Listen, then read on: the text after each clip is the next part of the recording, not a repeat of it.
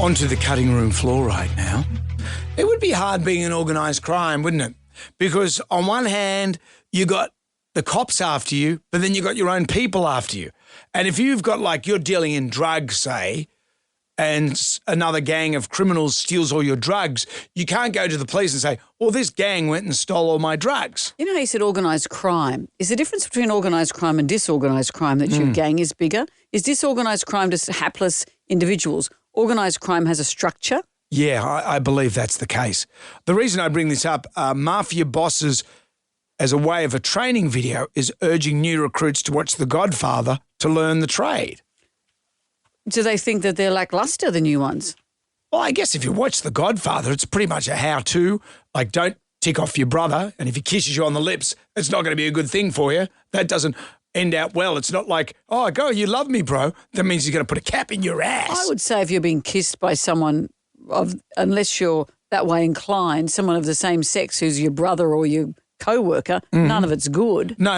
If you find a horse's head in the bed as well. That's not great. That's not a good thing. Well, it says here that, yes, they were complaining. He's complaining about the new recruits, and he said you need to associate with lawyers and doctors and politicians, the people who actually run Italy. He's saying the people we've got coming through it as lacklustre and become turncoats the second they're caught. Oh, they're kids these days. They're too soft. They're too weak. They are too weak.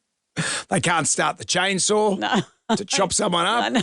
I can't use that. You can't tickle him to death. Yeah, what are you going to do? What are you going to do? Poke him with cushions? Just make him feel bad. It's interesting, though, when you think about that. What's your favourite mafia movie? I don't like mafia movies. Well, no, I guess. I've probably watched a few of them. I've seen Scarface. I've seen a few Godfather movies, but I'm not the person who raves about those movies. What about Goodfellas? You like Goodfellas? It was okay. That was good. I get that in Scarface. You like the romantic ones, like Mickey Blue Eyes. I didn't even like that. You didn't like the Hugh Grant? That was a terrible film. He only made it because his girlfriend at the time was producing it and directing it. Oh, really? You do wonder about people, though, with what they would be caught, when they get arrested. So this particular mafia boss, the cops raided the place. They found The Godfather, and they also found a bunch of drugs. What if they found him watching a rom-com rather than watching The Godfather? At least he could say, hey, I was watching something about the trade. Driving Miss Daisy. Hey, maybe that. Just want to see how you drive old people. Well, it's curious. Osama bin Laden, famously on one of his hard drives, they found a picture of Avril Lavigne and Beans. Do you remember Beans? No. He was like this meme kid from the early 2000s. Beans.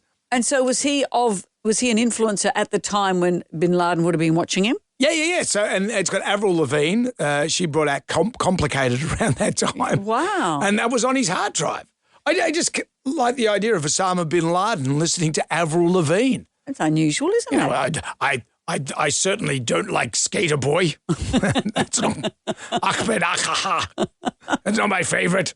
What would we be like? Would we have to watch something radio related for us to get better at radio? I like a lot of radio movies. What are they? Oh, Howard Stern's Private Parts is my favourite. Yeah. Good Morning Vietnam is great. Mm-hmm. That one Mel Gibson. Have you seen that? No. It's called On the Line. It's like they're making it up as they go along. It's the dumbest movie I've ever seen. And at the end, spoiler alert, because I don't want you to waste any time watching this, it's all a giant practical joke. Oh. That's the whole movie.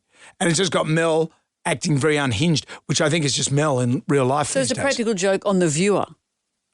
On Mel. No, on us, because you spent time watching it. It was such a shit movie. I actually had to watch it again because it was so shit. Come on. It was so terrible I watched it twice. You just said you didn't want me to waste my time doing it. Well, so I did that for you. You did it twice. I did that for you. You secretly loved it. No, I did not. Even movies I love more than anything in the world, I don't bother watching twice. You watched it twice because you hated it. What's your favourite Mel Gibson movie out of all the movies? Probably Tim, where he played someone who's slightly Simpleton. mentally... Yeah.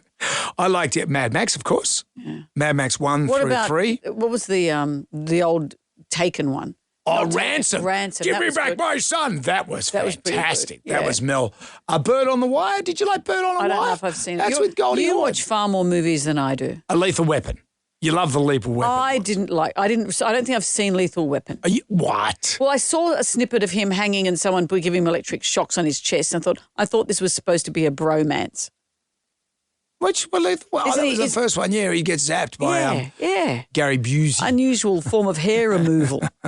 Gary Busey, don't waste my time. Don't ever mention his name to me again. I saw his mugshot and I thought, is that his mugshot or his passport photo? How do you tell the difference? I say the word Gary Busey and it's Busey out. Yeah, it's Jonesy and Amanda's cutting room floor. On the cutting room floor today, breaking news. Do the breaking news. Do. Woman arrested for allegedly squashing bread roll at supermarket. A woman in Japan has been arrested for allegedly squashing a bun and leaving the supermarket without purchasing the bread. Arrested? The store owner alleged that the woman pressed down on a bag of 4 black sesame and cream cheese buns with her thumb. Deliberately did it. Didn't just put a handbag on them. She squeezed down on those buns. The owner then requested the woman buy the product. And she said, no can do. To which she refused and walked out of the store. Does she have some sort of fetish? Yeah. A squashing fetish? Because sometimes I'll see some buns. Oh, you just want to squash them. And I want to have a little bit of a squeeze. And yet, ironically, you can go to the avocado bin at the shop and squeeze away. You're not supposed to, but people do. I got in trouble at my local fruiterer for sniffing the melons. So I got in there and... What's the difference between a bad one and a good one? Well, that's what I said. He said, that is my wife. God. I thought it might go unsaid. But, when I was at school, the girl next door. Here we go. We were at the local, lolly shop. Foursquare? No, it was just the local shop. Remember the Foursquare? Yeah. It was called Foursquare, wasn't it? No. It probably was Jewel. No, it was probably like the newsagent, all that. All the lollies are in the It was front. all together. Yeah. And she leaned over. Potsy was there and the Fonz. You're the one making melon jokes from the 1970s.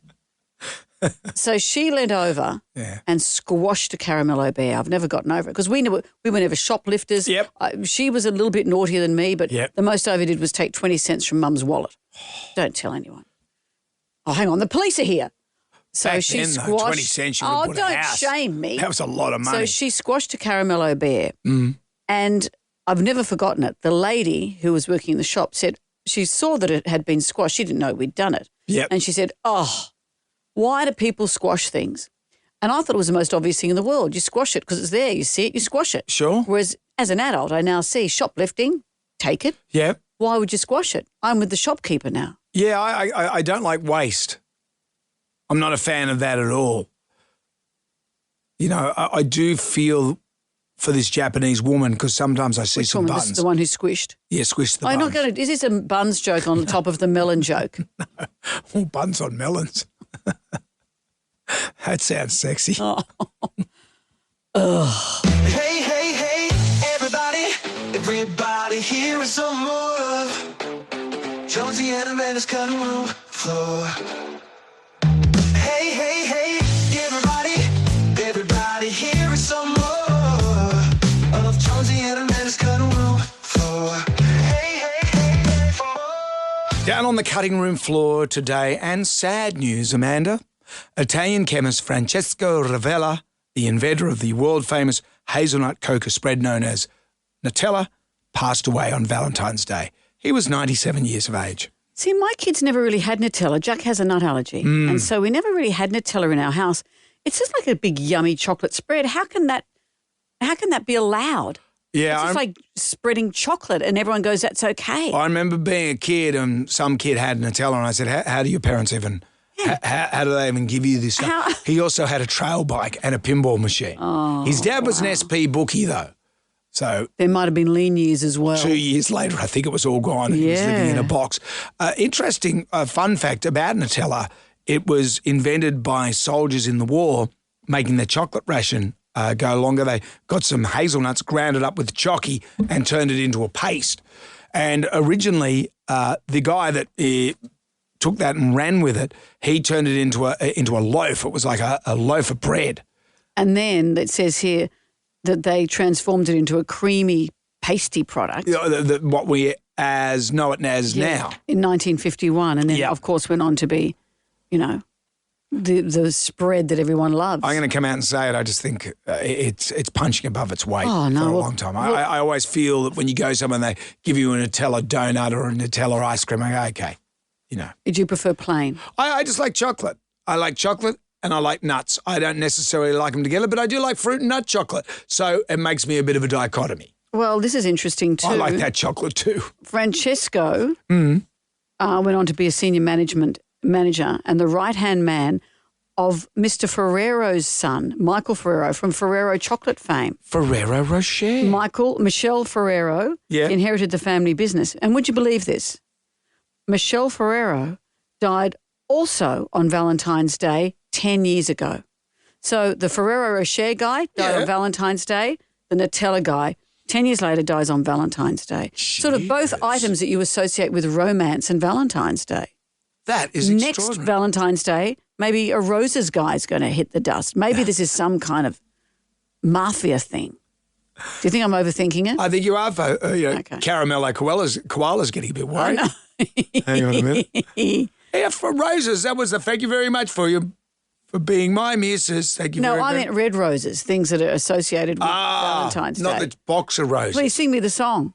Thank you very much for being my missus. Thank you very much. Thank you very, very, very much. Thank you very much for doing the dishes. Thank you very, very, very much. I think I got dishes and missus around the wrong way. They were simple times. It's when the woman would wash where the dishes. Dishes and the missus were the same thing. And you buy her. Thank you very much for having a degree. Thank you very much. Thank you very, very, very much. Thank you for being a big wokey. Thank you very much. Thank you very much for going halves in the mortgage. Thank you very much. Thank you very, very, very much. Kick you in the crotch. Let's leave it there. For the simple times. What's on the cutting room floor today, friendy? An interview is on the cutting room floor today. Let me explain who these people are. She is the darling of the small screen. She's delighted us in everything from Gossip Girl to How I Met Your Father. He is an Aussie doing us proud in the US. They are Leighton Meester and Luke Cook. And the pair have teamed up for a fabulous new series called Good Cop, Bad Cop. Let's catch up with them. With a bit of dicking around, we caught up with them on the Zoom. Hello, can you hear us? Hey, Jonesy and Amanda. Hi. Luke, we'll start with you in that you're an Australian. You're playing an American, Leighton's brother, in a series set in America but filmed in Australia. Did it get confusing? Yes, especially when you say it like that, it's deeply confusing. When you've moved to Los Angeles to work, only to go back to Australia to work on an American show, it is confusing. Well, you certainly nailed the American accent. Yeah. Been there for a long. Yeah, I've been here for a long time. Yeah. So I'm pretty good at that thing. Yeah. And Leighton, how's your Australian accent? I know that you've spent a lot of time on the Gold Coast. How did you find us? It's the best accent. It's so addictive. It's so fun. It's so musical. I don't think that I'm very good at it. And I thought I was, but I've been told. Don't talk yourself out of it. Just give us a little bit of a. Come on. No, there it is. No. No. Oh, right at the back of the nose. No, that's what we say. This series is hilarious. You play brother and sister. Tell us a bit about how it all came to be and what attracted you to the role. Yeah, I'll go. Sure. So I really wanted to play this character. Henry Hickman he's always wanted to be a detective, and it's not until the pilot happens that he gets his chance to go back to his hometown with his sister. He is facts over feelings. He's not a charming social personality at all. He's hardline by the book. And what's his relationship with his sister, Leighton? Well, they've been estranged because they're very different personalities and do things very differently. And one of the main things that they have conflict over is Lou, my character, is fairly close and has remained so with their father, Henry, who Luke plays, is very at odds with. Our father is the chief of police, so he's technically our boss. And he kind of, fudges statistics and makes his town look like it's a little bit more of a happy, serene, idyllic place than it truly is. And my character is kind of like the son that he never had, and happy to go along with that a little bit and to kind of see the best in people. And that that pesky Henry really rubs her the wrong way sometimes, because he's pretty by the book and he's rigid. Yeah, I think Amanda and I, we'd be like that. If we were cops, I'd be like the slack cop and you'd be Little Miss Details. I think it's all often the way. We'll go to an event and I've done all the reading and I know exactly what we're doing, and you turn up and just ride a unicycle and show off. And I can't even ride a unicycle. No, and it's the girls that have to do all the hard they work. do all the work. I had to MC something by myself and it was so hard. Thank you. I was doing all the work. Yeah, I know. You know, who's going to do the way. goof off? No, that's right. You better take your partner in crime. Yeah, that's right. Speaking of work and busy households, Leighton, your husband, Adam Brody, how fabulous. We've all fallen in love with that show where he plays the hot rabbi, obviously, and nobody wants this. Busy household for the two of you. I noticed there's a very small cameo of him in this show. Mm-hmm. That's right. That's right. He's on the show. I got him that job. You read the paperwork. You knew. And look, I've just noticed on your Instagram, you're cashing in on the fame. A lot of people, like when they get into Hollywood, they become all Hollywood and they don't want to be famous. But you're leaning into it. And I remember years ago, I was over in America. I'd been on the plane. I'd been watching the transporter on the plane. I was with my brother and we've been drinking all day. And we're walking down Rodeo Drive. And Jason Statham was walking towards us, but I've forgotten his name. I just knew him as Transporter Guy. And I said to my brother, I said, that's the guy from the movie.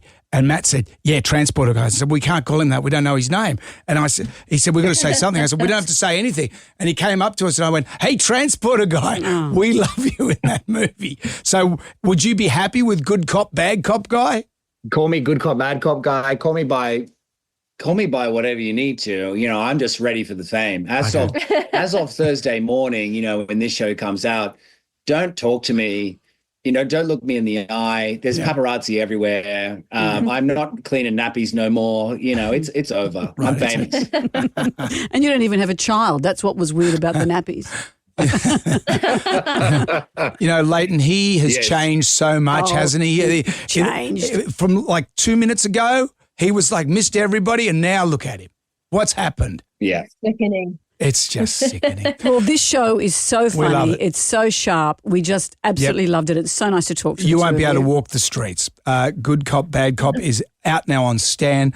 Leighton Meester and Luke Cook, thank you for joining us. Oh, come on. Thanks, Jonesy and Amanda. Thank you. Are you ready for more? Yeah. Jonesy and Amanda's got room for.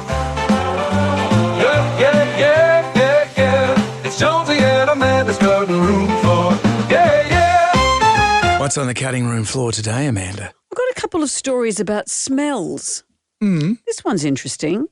I'm looking at a graph here that shows a spike, 2 spikes, in fact, of people going on Amazon and complaining that the candles they bought don't have a scent. So the spike goes up, comes down, goes up, comes down over the space of a year. Then if you lay over the top of that, another line showing the daily COVID cases in the States, it matches exactly. So if you can't smell your candles, you've friggin' got COVID. That's right. I completely forgot about the COVID no smell thing. Yeah. Yeah, because when I got COVID, I remember thinking, I don't have COVID. I felt like hell.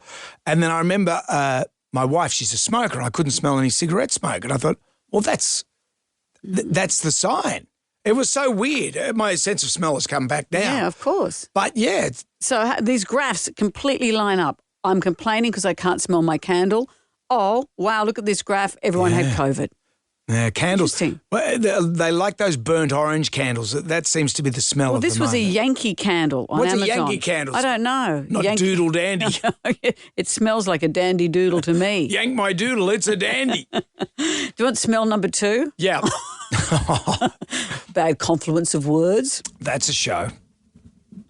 You know how in movies and books, if anyone goes near a mummy, not a mother, but an Egyptian mummy. Frankenstein was first in line. You mummy. reel back because of the dreadful smell of the crypt opening and the horrendous smell of a mummy. Yeah, and that's what killed a lot of people. Well, not killed a lot of people, but the bad air would make them sick. Yeah, well, apparently, even after 5,000 years in a sarcophagus, mummified bodies from ancient Egypt smell quite nice, scientists are saying. Oh. Researchers have examined 9 mummies and found that they're kind of woody, spicy, and sweet. They're even going to replicate that smell. So you can go to the Egyptian Museum in Cairo and you can sniff it while you're looking at them. Oh. I would go in for the sniff, even if they're going to create an artificial smell. But I'd be quite happy if I see something intriguing, even if I know it's going to be bad and someone says, don't smell that, it's awful. I can't help myself. Right. If something's gone off in the fridge and I know it's going to be foul, I still sniff it. Remember, I've tried to get you to, something's gone off in my water bottle or whatever, and I say, have a sniff of this. Yeah, I will always sniff I it. usually find that vodka's got a half-life of 1,000 years. But it's like if you put your finger in your navel. Oh, okay. Do it now Yeah, I've done that before. and sniff it. Yeah. There's a certain body smell. Do you ever pick your bum and sniff it? No. I bet you do. No, I don't. You do. What's pick your bum even Well, you mean? pick your bum. You mean you put your finger in it? Yeah, and then you have a bit of a sniff. No, I don't. There are other ways to see how your health's going. I had a plumber mate years ago. We'd go to the pub and his joke was Here we go. he put his finger in his bum crack. In it, the joke on someone else was he'd put his finger in his bum crack. And then he'd go up to the bar, he'd drink half his beer and he'd hold the beer up to the bar person and say, this beer's off, have a smell. No. They'd smell and go, oh, yeah, that's rank. How could the... We'll get you another one. No. And yet these stories... Remember years ago I was working on another radio station and people would phone in and say what idiots other people were.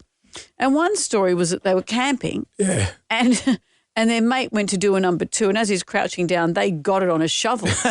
And so he looked around and thought, where is it? But as if the joke was on him, you've got your friend's poo on a shovel. Yeah, but you're still, the one. No, so you still think that the other person's the loser in this story? Yeah, but still, what a thing. You do a big shit. Hey. And you turn around to inspect the contents. The joke's not on you. The joke is the person who's got it on his shovel and he thinks you're the idiot. See, this is man-woman stuff. And so you Women put your don't finger in understand your it. own bottom and you think, oh, joke's on you. Well, you get a free half a beer, don't you? Okay, kids,